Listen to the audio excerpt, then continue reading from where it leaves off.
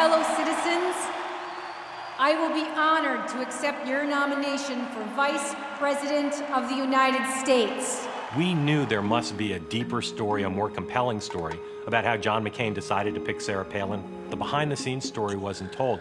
We wanted to take you as close to these people as possible. We desperately need a game-changing pick. There's certain reporters who really have a great grasp of the subject they're reporting on. And Mark Halperin and John Heilemann are those guys. And so to hear that they had written a book on the 2008 election, We can win this! was just like, wow, let's read this and see what's in it. We thought there was some news in the book, and we hoped that that news would break through the clutter and that people would pay attention.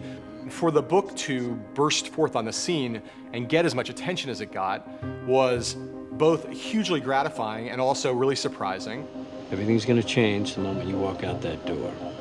We knew that there were things in the book that would get attention, some that would cause controversy, but we weren't going for controversy. We're going to try to write the history of a race of a lifetime. When I first read it, I couldn't put it down. It was pure political candy. It was just a real extraordinary window into how deep the dysfunction was on all sides. You have got to stop saying things to the press that are blatantly untrue. That is not the kind of campaign that we are running here. Campaign, is that what you're calling this now? That book had several movies in it. And so we picked a piece of the book to make this movie. Game Change is focused on the McCain campaign prior to their vice presidential pick of Sarah Palin, following all the way through to Election Day. When I saw their chapters devoted to the McCain-Palin campaign, I realized they figured it out. They know what was at stake, who was saying what led to which decision. We need to create a dynamic moment in this campaign, or we're dead.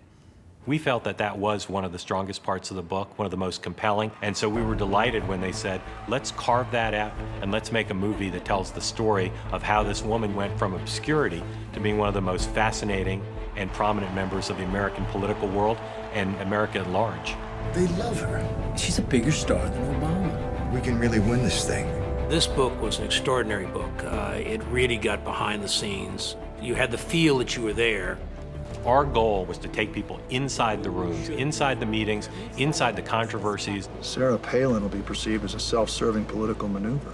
You may not only lose the election, John, you just might lose your reputation right along with it.